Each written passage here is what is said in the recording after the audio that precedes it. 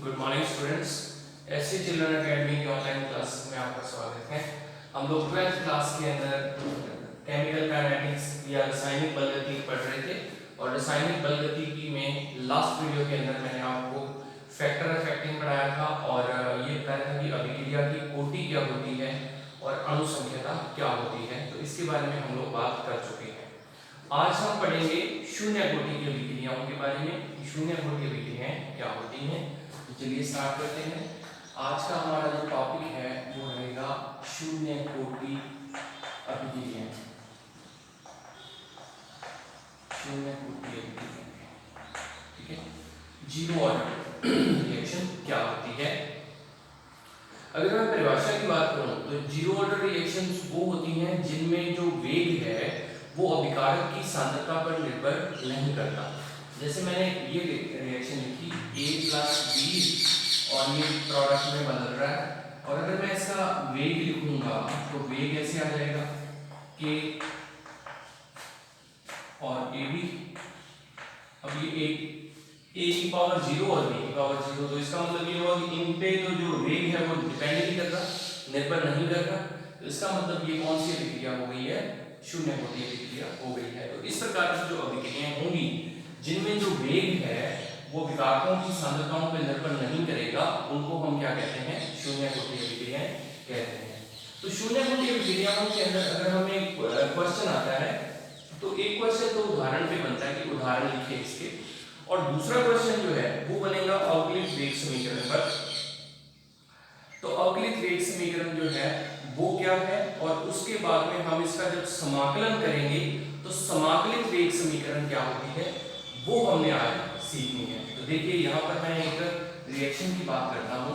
ये छोटा सा डेरिवेशन है, A जो है वो किस में बदला, उत्पाद में बदला। समझ में आया।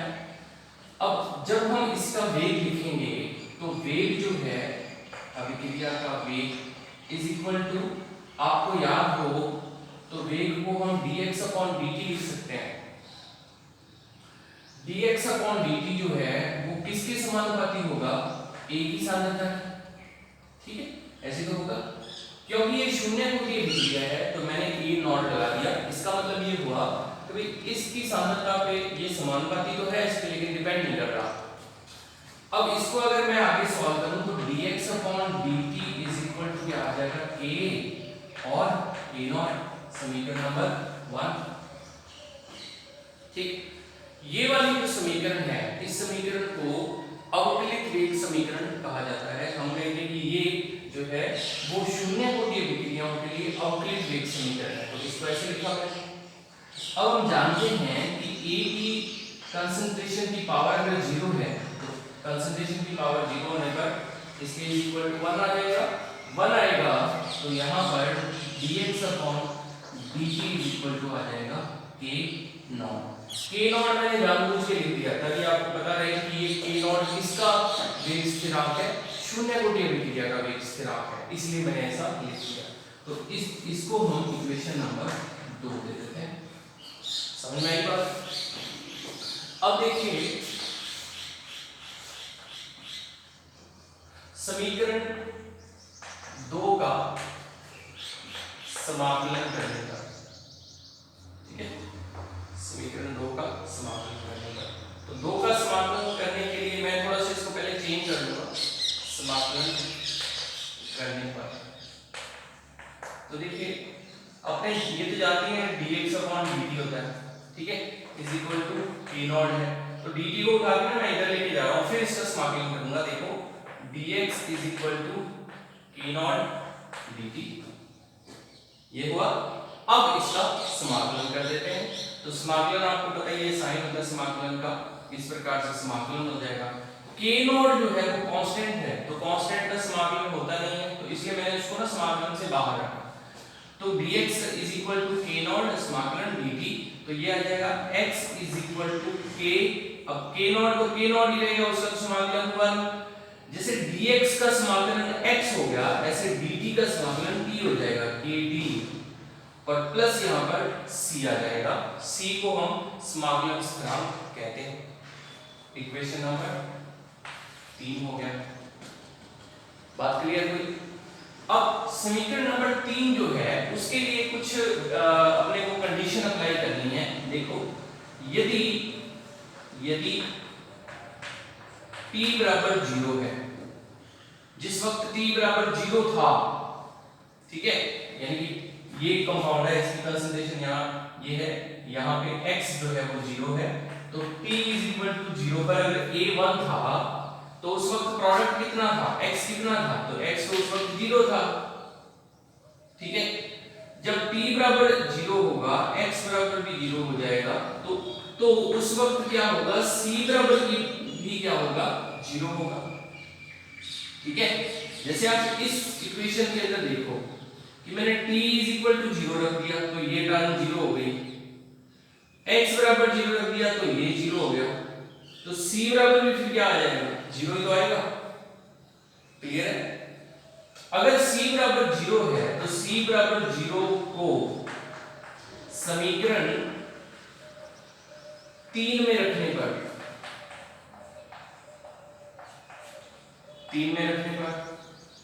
अब इस इक्वेशन में अपने c की वैल्यू रख देनी है, तो ये क्या आ जाएगा, x = k0 t, ठीक है। अब k0 की यहां से वैल्यू निकालते हैं, तो k0 आ जाएगा x/p। ये इक्वेशन जो है, ये लास्ट फार्मूला जो बनता है, ये बन गया रेट कांस्टेंट का फार्मूला कि जीरो ऑर्डर रिएक्शन है उनके लिए रेट कांस्टेंट की अगर वैल्यू निकालनी हो तो वो फार्मूला होता है x/t का फार्मूला। समझ में आ गया होगा सबको, ठीक है। अब देखो, इसी फार्मूले से हम क्या करेंगे, शून्य कोटि अभिक्रियाओं के लिए अर्ध आयुकाल ज्ञात करेंगे, ठीक है। ये डेरिवेशन जो है इसके अंदर ही एक वाला अर्ध आयुकाल, हिंदी में इंग्लिश में बोलते हैं हाफ लाइफ टाइम।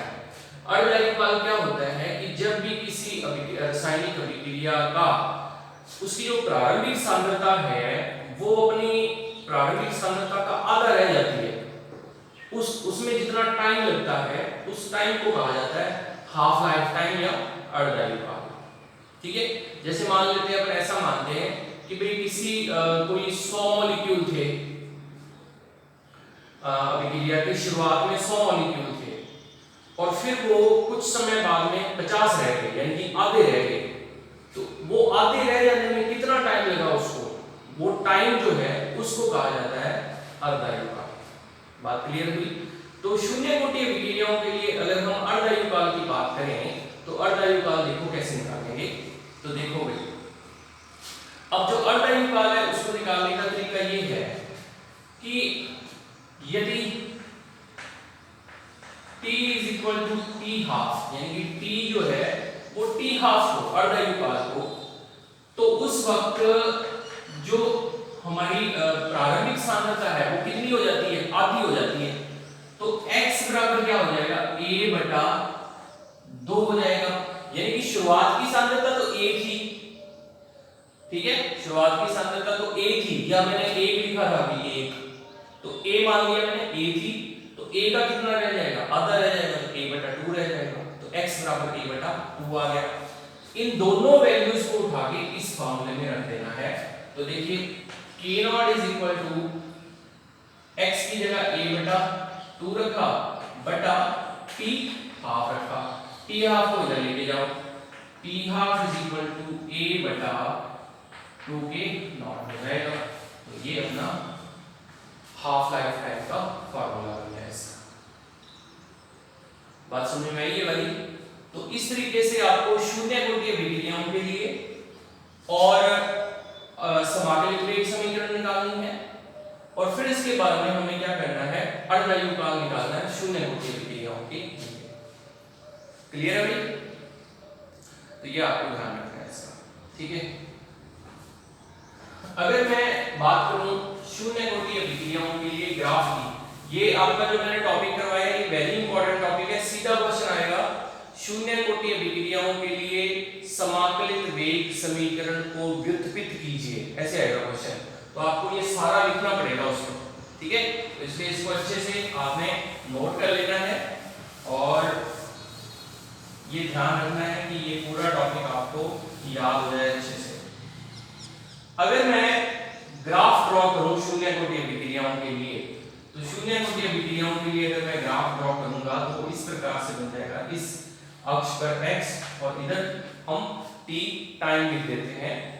x जो है वो इसकी कंसंट्रेशन है, तो जो ग्राफ जो बनेगा इस प्रकार से बनेगा। ये थीटा एंगल है और इसके अलावा यहाँ पर जो स्लोप होगा ये वाला, ये dx और dt हो जाएगा, dx और dt हो जाएगा। क्लियर है? तो इसको आपने ध्यान रखना, ये ग्राफ बन जाएगा। अब यहाँ पर हम उदाहरण लिख लेते हैं। उदाहरण कौन कौन से हैं देखिए। तो उदाहरण जो है शून्य कोटि अभिक्रियाओं के लिए, हालांकि मैं पहले बता चुका हूँ आपको, इसमें दोबारा देख लेते हैं। H2 + Cl2 Hnu, यानी कि लाइट की प्रेजेंस में रिएक्शन हो रही है और 2HCl बनती है। तो अब यहाँ पर बनेगा रेट = K H2 Cl2, ठीक है। और पावर कितनी आ जाएगी? 0 आ जाएगी, क्योंकि शून्य कोटि अभिक्रिया है तो पावर क्या होगी? 0 होगी। तो इसके लिए रेट इतना हो जाएगा और इससे ये प्रूफ हो जाएगा कि ये शून्य कोटि अभिक्रिया है। क्लियर है? दूसरी अभिक्रिया हमने अमोनिया वाली सीखी थी। देखो 2NH3 N2 + 3H2 और किसकी प्रेजेंस में? Pd की प्रेजेंस में। तो यहाँ क्या होगा? रेट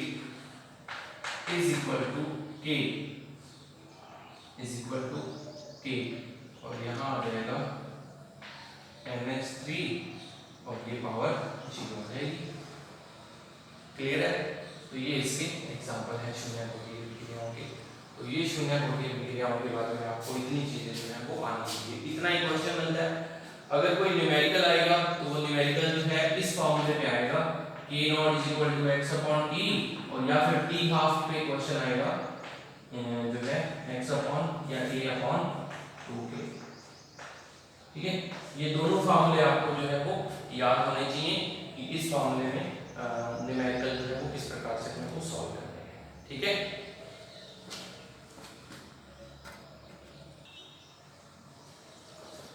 अब हम बात करते हैं प्रथम कोटि अभिक्रिया के लिए समाकलित वेग समीकरण की। तो देखिए प्रथम कोटि सेम जो हमने शून्य कोटि के लिए जो जिस प्रकार से व्युत्पन्न की है समीकरण, ऐसे ही हम प्रथम कोटि अभिक्रिया के लिए इसको व्युत्पन्न करेंगे और प्रथम कोटि अभिक्रिया के लिए ही हम अर्धआयुपाल ज्ञात करेंगे। तो देखिए कैसे करेंगे।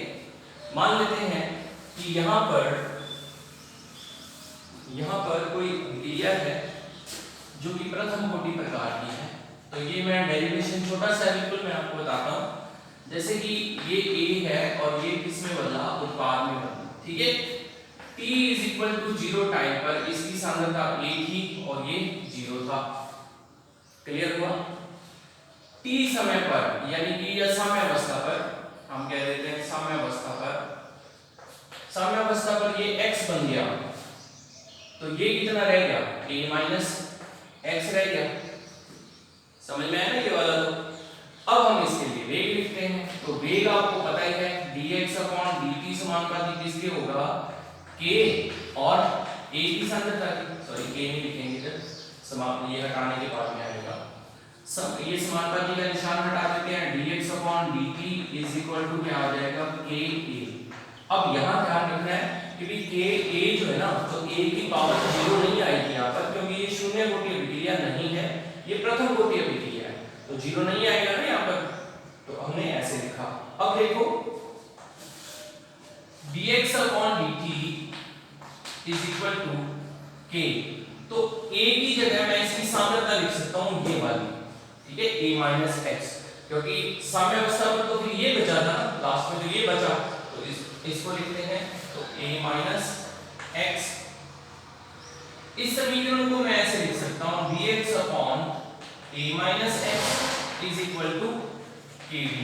ठीक है, इसको हम बोलते हैं अवकलित वेग समीकरण। प्रथम कोटि अभिक्रिया के लिए अवकलित वेग समीकरण लिख दिया। अब क्या करते हैं? इसका समाकलन करते हैं, है ना, दोनों ओर, या सीधा लिखो समीकरण 1 का समाकलन करने पर समाकलन करने पर समाकलन कर देते हैं तो ये आ जाएगा dx upon a minus x is equal to k constant है तो उसका तो होएगा नहीं तो यहाँ आ जाएगा dt। क्लियर है? जैसे ही आपने इसका समाकलन किया तो ये आएगा minus ln a minus x is equal to kt plus c। Minus ln a minus x जो है ln जो है ये नेचुरल लॉग बोलते हैं, इसको प्राकृतिक लघुगणक या प्राकृतिक लॉग बोलते हैं। तो जब हम इसका समाकलन करेंगे तो इस प्रकार से ये minus ln a minus x आता है। क्लियर है? kt प्लस c आएगा। k का होगा नहीं समाकलन, dt का d आ जाएगा और प्लस c जो है वो समाकलन स्थिरांक आ जाएगा यहाँ पर। ठीक है, तो इस प्रकार से हो जाएगा। अब आगे अभी और होना बाकी है इसको सॉल्व। तो देखो आगे क्या करेंगे, आगे हम इक्वेशन दे देते हैं इसको, इक्वेशन नंबर 2। ठीक है, तो यहाँ वापस वही बात कि जब t बराबर 0 होगा, x बराबर भी 0 होगा तो c बराबर फिर क्या होगा। तो देखो यहीं पे रख के देखो, t बराबर 0 होगा तो ये टर्म 0 हो जाएगी पूरी, x बराबर 0 होगा तो x तो 0 हो जाएगा और बचेगा क्या, माइनस ln a बचेगा।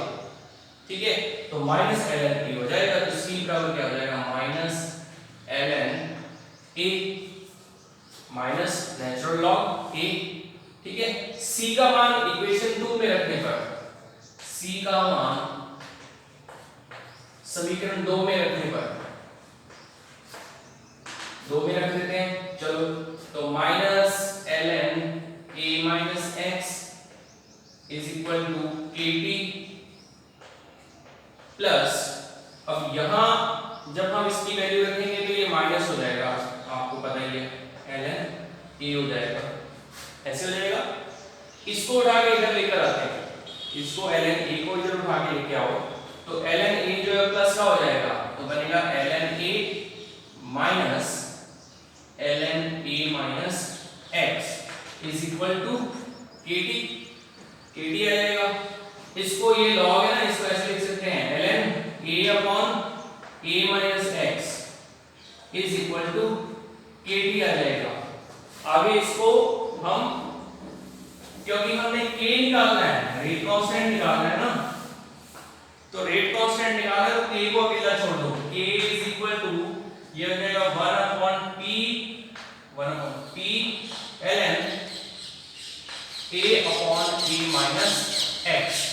अब जो नेचुरल लॉग है उसको हम क्या बोलेंगे, न्यूमेरिकल लॉग में चेंज करेंगे। तो ln जब चेंज किया जाता है तो इसकी जगह 2.303 log 10 आ जाता है, तो इसको उठा के इसकी जगह रख दो तो k इज इक्वल टू आ जाएगा 2.303 upon p log a upon a minus x।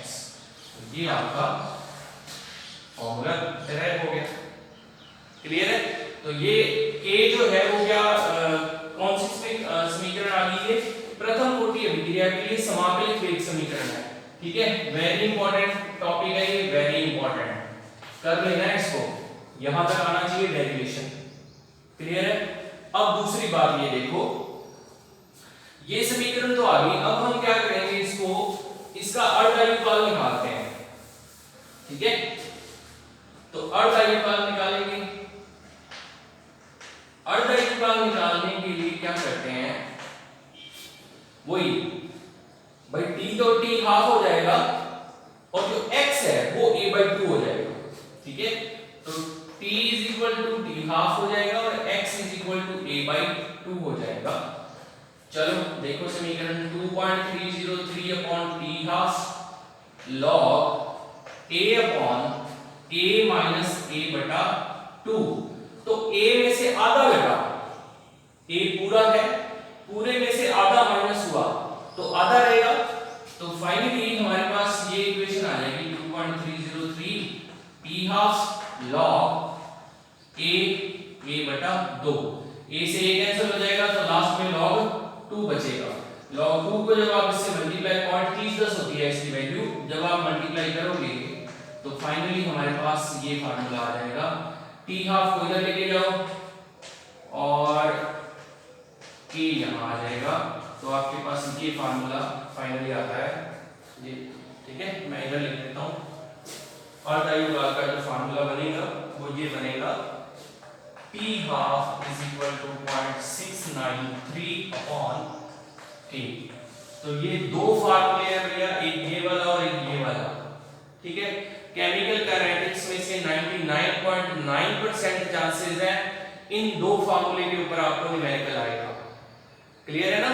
तो डेरिवेशन आज आपको मैंने बता दिया कैसे करते हैं, डेरिवेशन आपने सीख लेना है। न्यूमेरिकल जो है वो कल मैं आपको कल के टॉपिक में सिर्फ न्यूमेरिकल करवाऊंगा इन फार्मूले के ऊपर कि न्यूमेरिकल किस तरीके से सॉल्व करते हैं, ठीक है।